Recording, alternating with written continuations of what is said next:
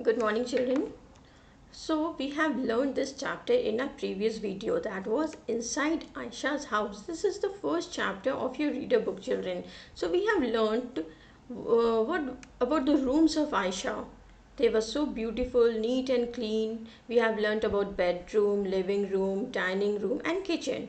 So, let's do the book exercise today.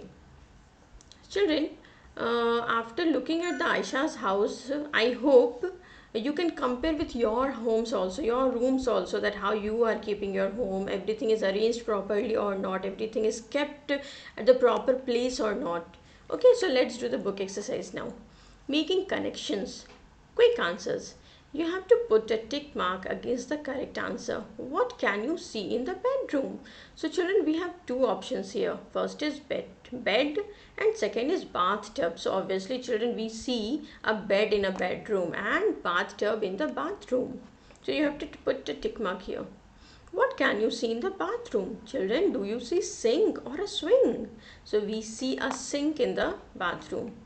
How many rooms are there in Aisha's room? So children, we have learned that there was a living room, dining room, bedroom and bathroom. So there were 4 rooms in her house. Now question number 2 is, what does Aisha do when Rinku chews his food noisily? So you have to put a tick mark against the correct answer. She joins him and starts chewing her food noisily too.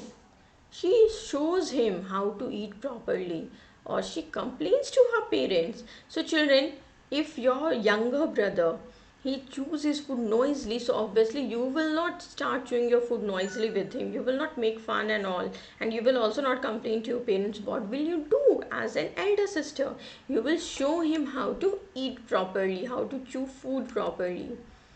Now read, reflect and write. So children, we have read the chapter, so we can easily answer these questions. Do you like Aisha's house? Why or why not? See children, if you like Aisha's house, you have to give the reason. But if you don't like Aisha's house, then also you have to give reason why. So children, if you ask me, I like Aisha's house because what I saw in the picture, the house was very neat and clean. Everything was arranged in a proper place. She was also taking care of her room. So I will write yes, I like Aisha's house. An igloo is also a type of a house. So is a cave. How many kinds of houses do you know about? Discuss in the classroom. See children, we are not in the classroom, right? We are at our home, but you can discuss with your parents or siblings because we don't have friends. Or if you want to discuss with your best friend, you can call them. So we have to talk about different types of houses like igloo, cave. Children, you have heard about tree house, stilt house, like in the places where it rains heavily, we use stilt houses, bamboo houses. Okay, in the forest we will see tree houses, bungalow, many are there. Bungalow is a very beautiful and big house, villa. Okay, multi-storied buildings. Now integrate. We have seen what is inside Aisha's house. Now tell us what you have seen at your friend's or neighbor's house.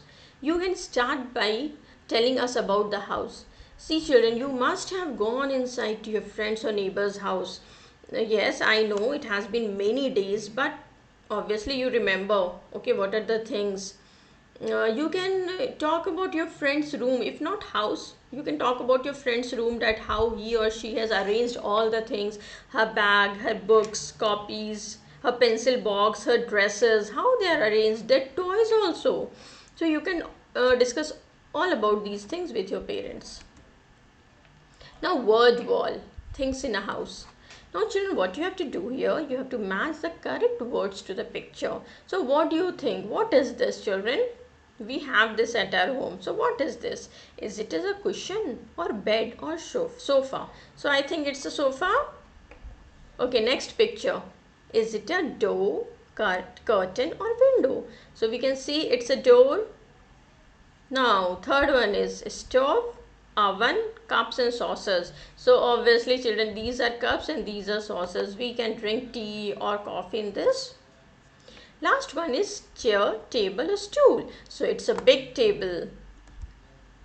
So children, I hope you have understood the story very well and you can easily do the book exercise on your own. And I have made other book exercises also related to grammar. There are 2 more book exercises, children. So you can watch all the videos. That's all for today, children. Thank you.